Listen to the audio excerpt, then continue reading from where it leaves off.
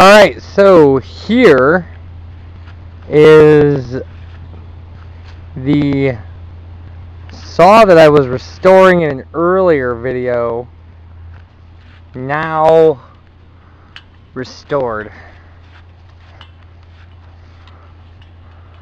So we can see there's our handle.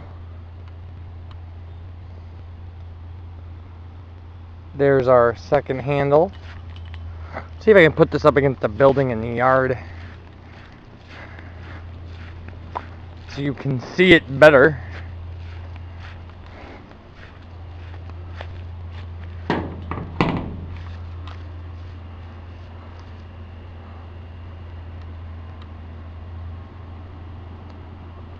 It's like there it is. One down, one to go.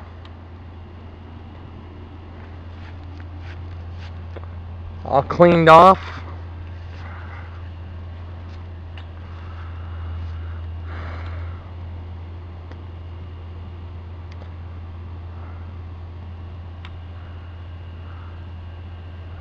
Well, I don't know what I'm getting sunlight off of. That white house, that screen house.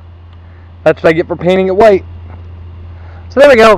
Further updates added into other book reviews, I guess.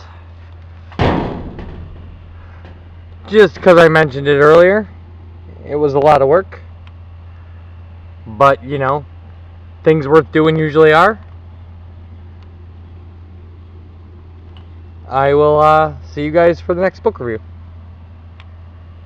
Bye. Hello everybody, it's VerticalSandwich. Welcome back to book reviews. And I've never started and stopped a review as much as I've stopped this one. And we're just gonna have to talk about why. I'm just gonna have to go with this. I'm just gonna have to trust my gut and speak off the cuff about this book. So, the book we're gonna review today is the Hugo Award winner from 1989. It looks like 1989. Boom, Cyteen by Cherryh. Now, actually, Cherryh is a woman. Her last name is Cherryh, and her publisher made her change her last name because he said if her last name was Cherryh, people would think she wrote romance novels. That's true. That's a thing. That's just a thing.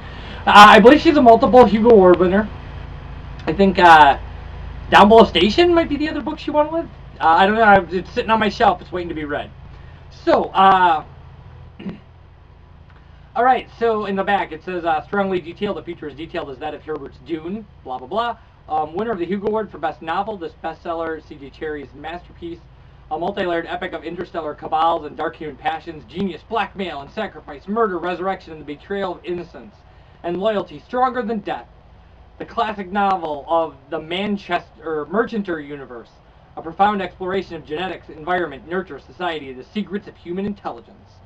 The saga of two young friends trapped in an endless nightmare of suspicion and surveillance, of cyber-programmed servants and a ruling class with century-long lives, and the enigmatic woman who dominates them all. So the book starts with kind of the story of this woman who is the head of the Bureau of Science in Cyteen. And it's an incredibly powerful bureau in the universe that exists in this novel. And she's an incredibly able politician. She commands tremendous power. And she is kind of how do I want to say this? She's a force to be reckoned with. Let's just go with that. She's ambitious and she is cold and reasonably, and she is hated by a lot of people. And so the world of Cyteen exists in it is a world of cloning where there are clones there are clones that are servants, and then there are, you know, clones that lead kind of normal lives, and then there are people who are called specials, who are kind of above the law because of their unique abilities. And that actually comes into play because one of them is accused of a murder that he cannot be prosecuted for. But all of that aside, there's a thing about this novel that amazes me. And we're going to talk about it. So the woman's name is Ari, and she is murdered pretty early in the novel. Spoiler alert, I guess.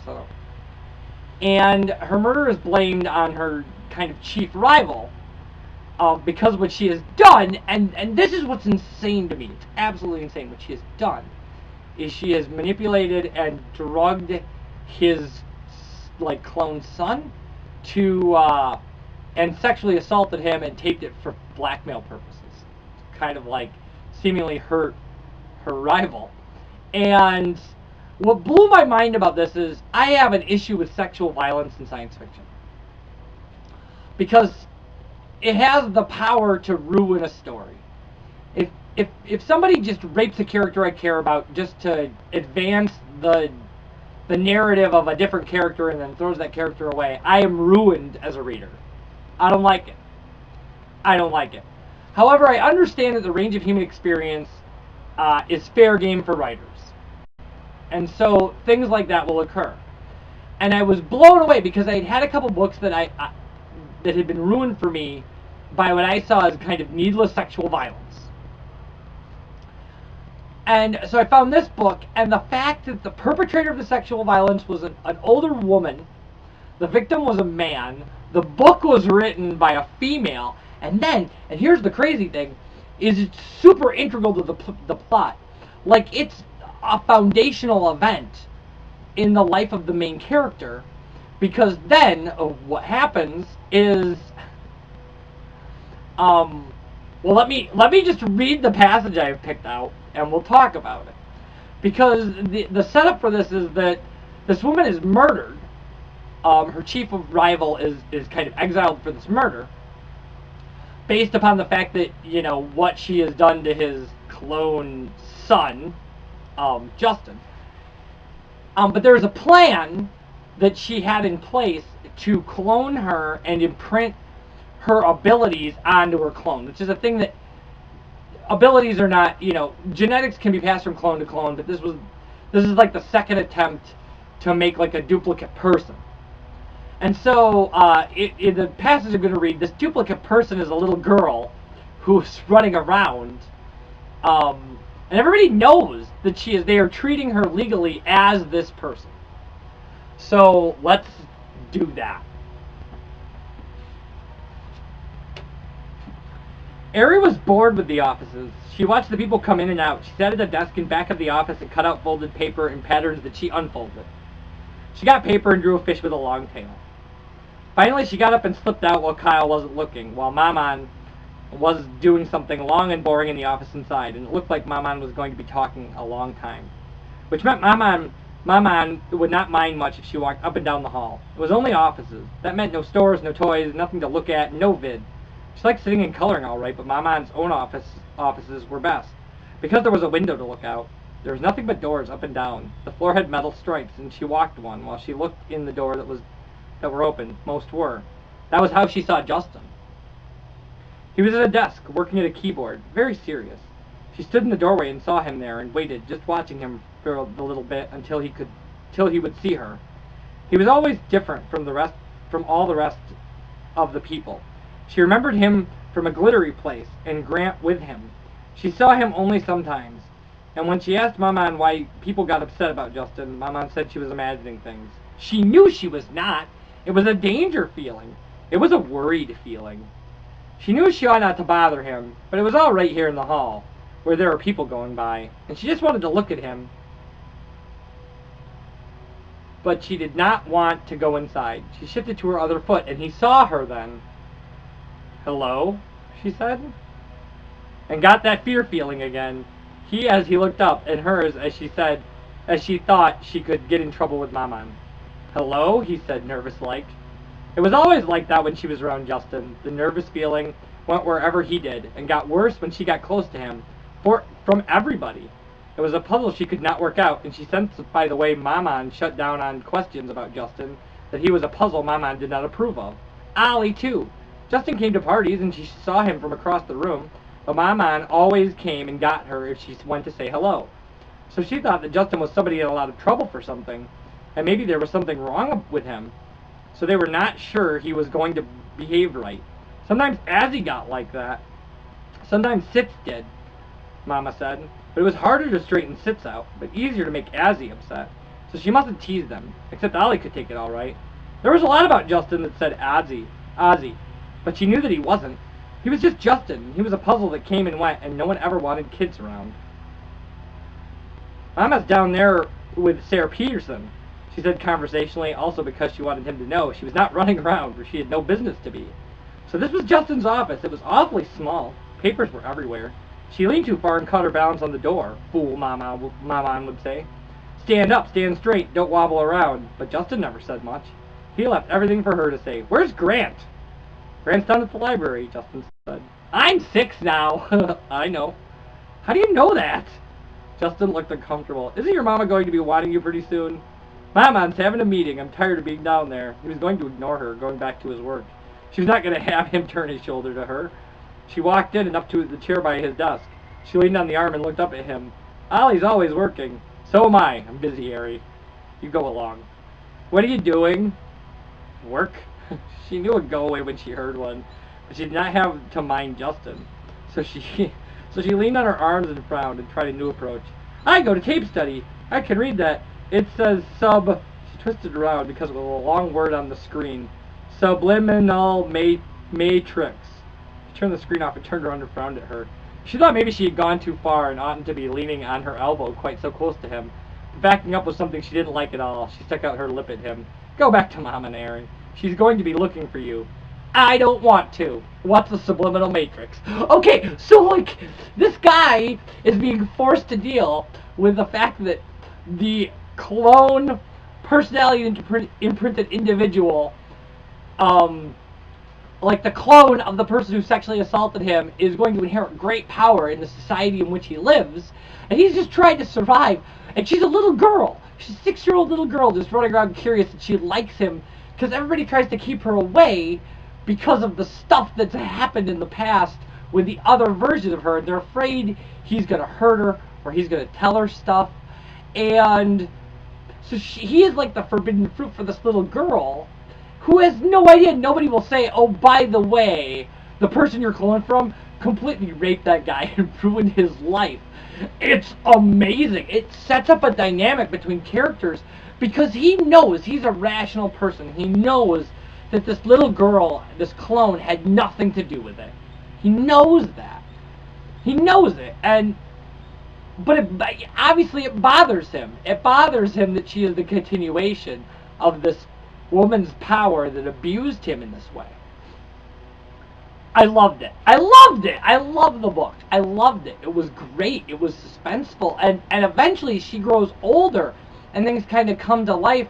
It changes. She has to take responsibility for this bad person that she is cloned from. And the ways in which she does that, the ways in which she uses her privilege and kind of develops relationships with these people who've had relationships with her previous self, is just amazingly well. It's a really good novel. I have one complaint about this novel, because I haven't really spoiled very much.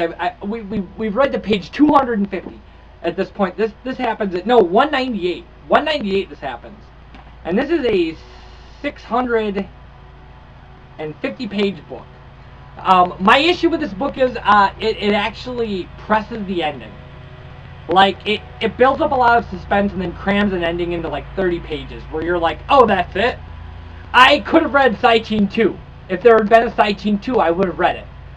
I think it deserved that much time to work out kind of the intrigue and the murder of the original woman and kind of everything that was going on with that. And I don't think it was kind of given the time for an ending that it needed. Another 150 pages would have been fine for this book.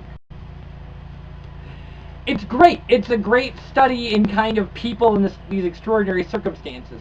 Justin is in a domestic relationship with a man, and that man is not a sit, which is a person who can take tape study and become kind of a well-rounded individual. Justin is a program clone in Azzy. Which means that he has trouble dealing with certain aspects of life, that he is very narrow-focused. Yeah, it's great. It's great. It builds this whole world.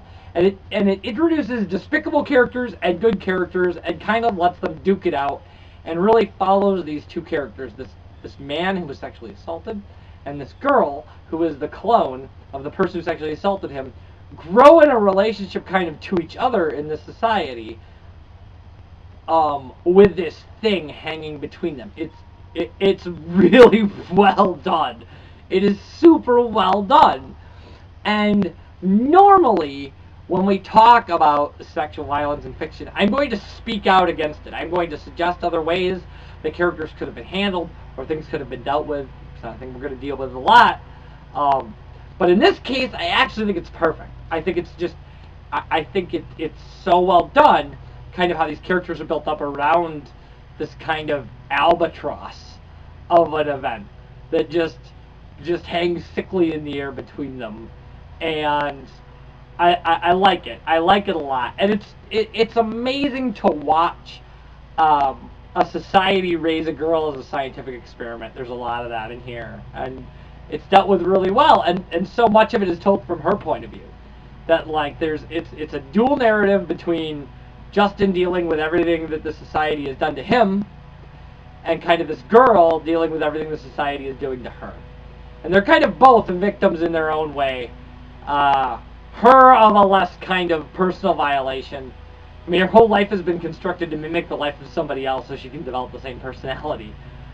And him in a very personal way, where he has been used to get revenge against a person in a very, very violating way.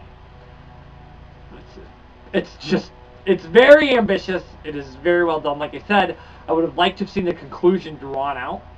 I thought the book had a great pace until the end. But definitely a book you want to read. You want to read Cyteen. It's a good book. It has a ridiculous title. It's an awful title. I hated the title. I was like, oh, this is going to be like the worst kind of pulpy cyberpunk. It is not. It's not anything like that. Cyteen's just the name of the planet. It just has nothing to do with cyber teens. That is not what this is about. So read this book. It is available wherever fine books about... this is another book about cloning. When I said possibly the best book about cloning, this is another Hugo Award winner about cloning. It's a good book. It's about cloning. You should read it. It's about so much more than that. But you should read it. It's great. My neighbor's mowing the lawn. So, check out this book, and I will see you for the next book review. Bye.